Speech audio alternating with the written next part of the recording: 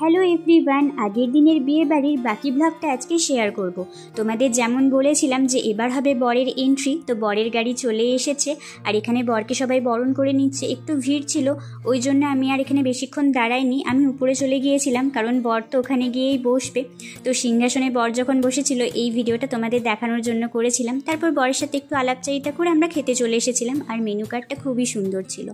তো এখানে দিয়ে দিয়েছে স্যালাড এবং পনির স্টিক ছিল, কিন্তু যেহেতু আমি পনির ভালোবাসি না তাই সেটা নিয়ে নিই। তারপর মেথি মালাই পরাঠা, চানা কিমা মশলা, পোলাও, তার সাথে দিয়েছিল ছানার ডালনা। আর ছানার ডালনাটা খেয়ে নেওয়ার পর আমার ভিডিও করার কথা মাথায় এসেছিল। আর এখানে দিয়েছিল ভেটকি পাতুরি, আর ভেটকি পাতুরিটা কিন্তু অসাধারণ খেতে ছিল। আমার কিন্তু এই ভেটকি পাতুরিটা খুবই সুন্দর লেগেছে খেতে।